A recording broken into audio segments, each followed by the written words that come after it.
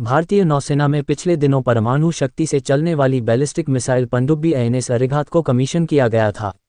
इसी बीच नेवी की ताकत और मजबूत बनाने के लिए सबमरीन वार्कशीर को लाने की उल्टी गिनती शुरू हो गई है। अभी ये सबमरीन टेस्टिंग के दौर में है। जानिए कब तक होगी कमीशन। भारतीय नौसेना दिसंबर में अपनी छठी और अंतिम कलवरी श्रेणी की पनडुब्बी वार्कशीर को कमीशन करने की तैयारी कर रही है।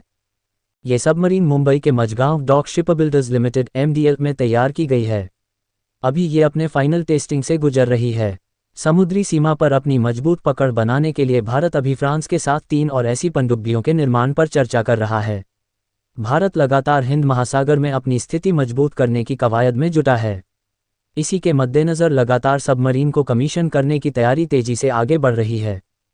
पनडुब्बी वार्कशीर दिसंबर में होगी कमीशन। भारतीय नौसेना की ताकत में इजाफे के लिए कलवरी श्रेणी की पनडुब्बी वार्कशीर को जल्द कमीशन किया जाने की तैयारी चल रही। इस सबमरीन का निर्माण 23,562 करोड़ रुपये के प्रोजेक्ट 75 का हिस्सा है। कलवरी श्रेणी स्कॉर्पियन डीजल इलेक्ट्रिक अटैक पनडुब्बियों का निर्माण यार्ड में किया गया है। इसमें फ्रांसीसी फर्म नेवल ग्रुप से टेक्नोलॉजी ट्रांसफ़र किया गया है। ये पनडुब्बियां कई तरह के मिशन को पूरा कर सकती हैं, जैसे दुश्मन के जहाज़ों और पनडुब्बियों को नष्ट करना, लंबी दूरी तक हमले करना, खास अभियान चलाना और खुफिया जानकारी जुटाना। जानिए कैसे नौसेना की बढ़ेगी ताकत। भारत हिंद महासागर में अपनी स्थिति मजबूत करने के लिए Mazagon Dock Shipbuilders Limited MDL में ऐसी 3 और पनडुब्बियां बनाने के लिए फ्रांस से बात कर रहा है। हिंद महासागर में चीन की बढ़ती ताकत और नियमों पर आधारित अंतर्राष्ट्रीय व्यवस्था को चुनौतियां मिल रही हैं। 29 अगस्त को भारत ने विशाखापत्तनम में अपनी दूसरी स्वदेशी परमाणु शक्ति से चलने वाली बैलिस्टिक मिसाइल पनडुब्बी INS अरिहंत को शामिल किया था। समंदर में भारत की पकड़ होगी मजबूत। रक्षा मंत्री राजनाथ सिंह ने उस समय कहा था कि यह भारत के परमाणु त्रिकोण को और मजबूत करेगा, परमाणु निवारण को बढ़ाएगा और क्षेत्र में रणनीतिक संतुलन स्थापित करने में मदद करेगा।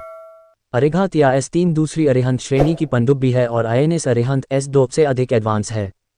देश की तीसरी परमाणु शक्ति से चलने वाली बैलिस्टिक मिसाइल पनडुब्बी अरिदमन या S4 के भी अगले साल शामिल होने की उम्मीद है।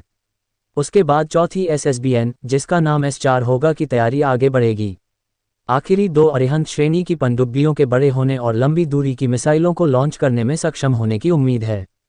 नौसेना हिंद प्रशांत क्षेत्र में देश के विरोधियों को रोकने के लिए 2 परमाणु शक्ति से चलने वाली पारंपरिक रूप से सशस्त्र पनडुब्बियां बनाने पर भी विचार कर रही है।